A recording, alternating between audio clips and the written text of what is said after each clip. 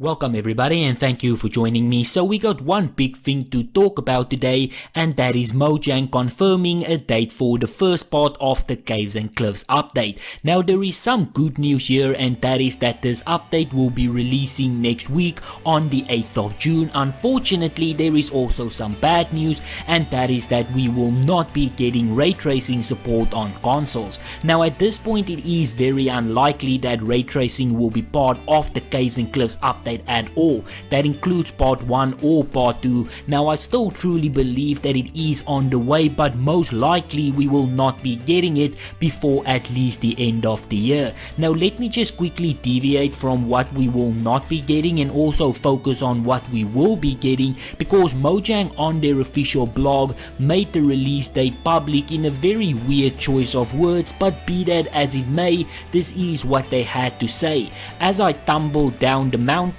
I pondered all of the choices that led to installing the Caves and Cliffs snapshot, my act of sheer folly as I approached the goats and extended the proverbial olive branch, a bundle of hay, all of my belongings now stern at the base of the mountain. But there is a time to make this right, because the Caves and Cliffs update part 1 is coming on 8th of June. Now we have already received plenty of information about what this update will entail, and I am really excited to see this in its full glory. I have watched the demos that they did for Caves, and it really does look amazing. It is one of those things that you do not realize you want until you see it, and then you cannot imagine the game without it. Now allow me to also just quickly go back to what I was talking about a moment ago, and that is because if you saw the Caves and Cliffs update and what they've added, the massive open spaces, the light shining through the cave and all of the underwater lakes,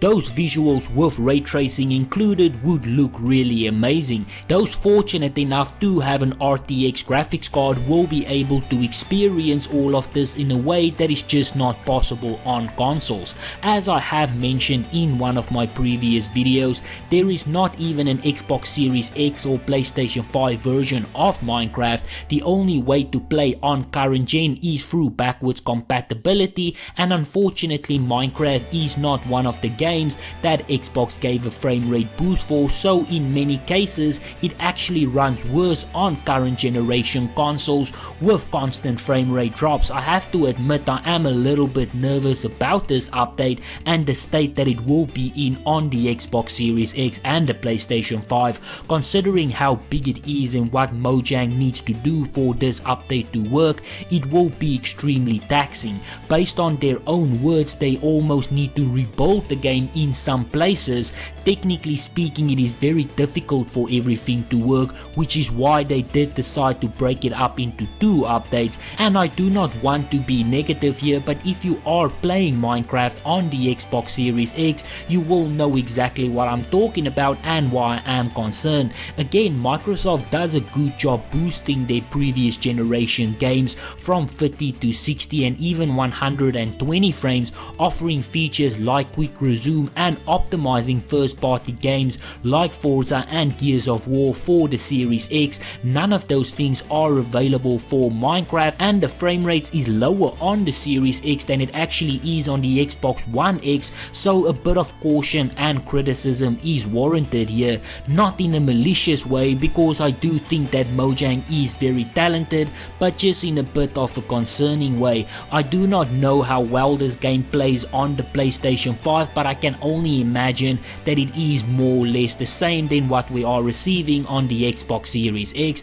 But anyway, to get back to the statement from Mojang, they did say the following about the platforms the update will be releasing on. The update will be available for Minecraft Bedrock Edition on the Xbox Series X, the Xbox Series S, the Xbox One, PlayStation 5, PlayStation 4, Nintendo Switch, iOS, Android and Windows 10, as well as the Java Edition on Windows, Mac OS and Linux. Now just one more time so that there is no confusion, Minecraft will be playable on the Xbox Series X and S and the PlayStation 5, but there is no PlayStation 5 and Xbox Series X version. It is available through backwards compatibility only. Now this is not a big deal at all for a game like Minecraft, but I just hope that they ensure that the frame rates hold consistent. But anyway, I am excited for this update, and I think that they will add a layer of depth that we have not seen before, along with a new freshness that I cannot wait to explore.